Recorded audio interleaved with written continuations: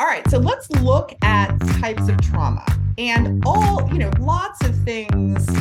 There's lots of, like there is with everything pretty much, identifying, trauma in different categories is probably going to be different depending on, what you're reading and researching and stuff like that. But in general, acute trauma is a single traumatic event that's limited in time. So if you're in a car accident, and you then are traumatized because you came close to a catastrophic injury, or maybe somebody did get injured in the traffic accident. And so you have some residual flashbacks or discomfort or anxiety or whatever it is. That's one single traumatic event. Obviously horrible, definitely manageable as long as you get some help with it, but it's only one event. Okay, so that's called acute. So chronic is when you have repeated traumatic exposures over extended periods of time. So that is if you have a traffic accident and then you continually get into more traffic accidents over time. Okay, or some other things happen to you. For example, people who were like one of the clients that I have is a nurse in the NICU. And so she delivers babies and then she works in the NICU. And so she is constantly and repeatedly exposed to traumatic events, death of a baby, problems with the mother over extended periods of time. That would be chronic. Complex is a history of multiple chronic or prolonged traumatizing events from which there is no escape, which occurs usually when the person is a child, because childhood doesn't have an escape. You can't get away from your family system usually. Okay, now granted, people run away and all that, but most of the time people don't.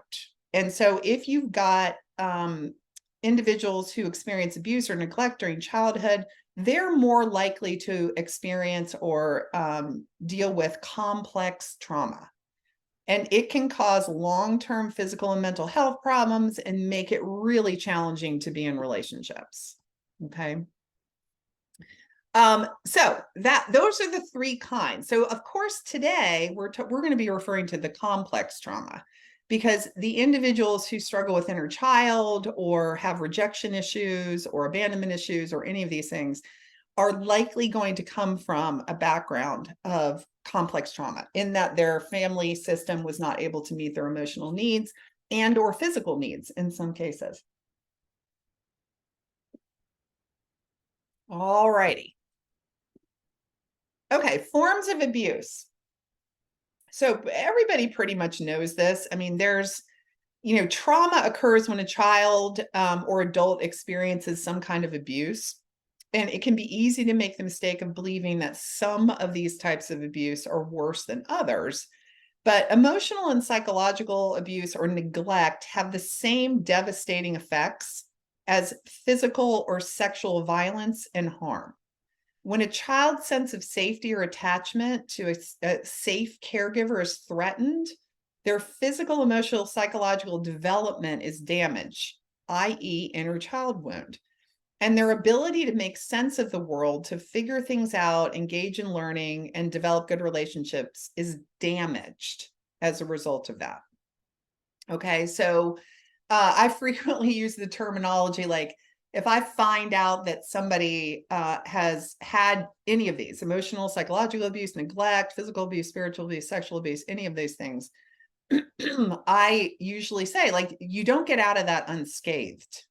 You can't go through this in your childhood and come out 100% functional.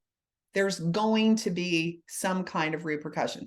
And when I say that, I don't mean that if these things happened, the child got intervention and was able to work through some of these things and develop skills and all that kind of stuff. If that happens, that's wonderful. And hopefully that person, that child will grow up to be, a functional and understand the things that have gone on and how it presents in his life, and the issues are less.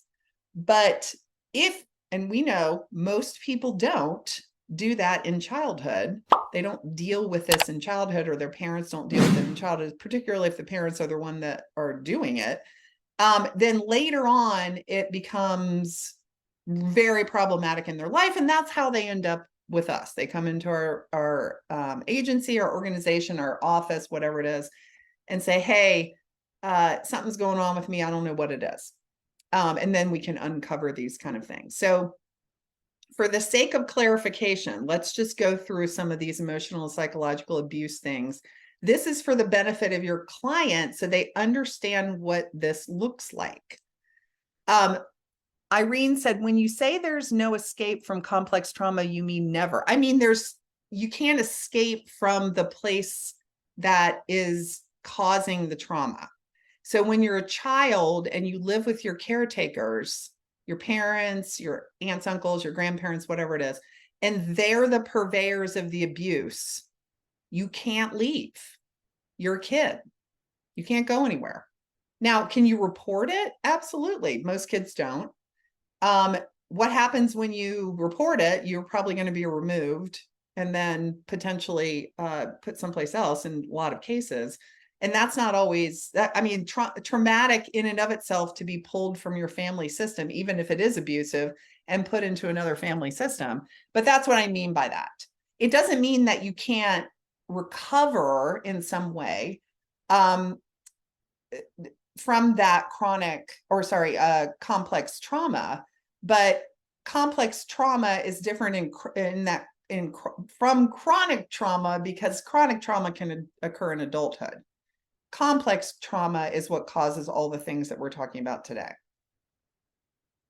So, criticizing, humiliating, shaming, name calling, scapegoating, threatening. I put this out there for people to use with their clients, because a lot of times clients don't understand that when you criticize your kid, when you shout, when you use sarcasm, when you use the silent treatment, that these are abusive situations. And that they cause major problems for the child.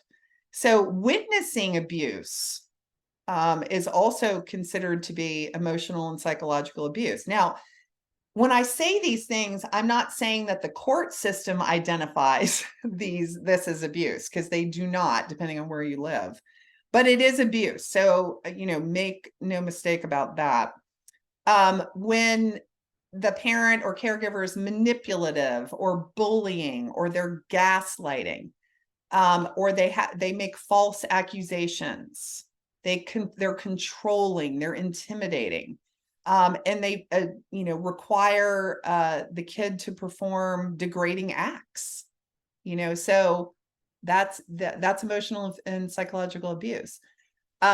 I think it's important to understand childhood trauma from a child's point of reference. Things that might not seem like a big deal to adults can be absolutely 100%. And you know what? Those adults that come in and say, my mom threw me across the kitchen table when I was young, and they do not have any actual physical or emotional response to that, they have no idea. They don't even realize that that's traumatic, because it's normalized. When you live in a family system where this stuff is occurring, that's the only gauge they have. How would a child know that's different? Aside from, and this happens occasionally, when I have clients that say, oh, when I would go over to a friend's house or whatever, everything was so different at my friend's house. Yes, some of them do say, oh, wow, this really was bad. But a lot of times they don't connect it because they're kids. They're not going over to somebody's house or staying at their own parents' house or family member's house saying, gosh, this feels real dysfunctional to me. That's not what kids do. So anyway, I throw this out because when I'm talking to clients and they insist over and over, well, there's not dysfunction going on in my family system. When I was growing up, it was all great. Everybody was wonderful.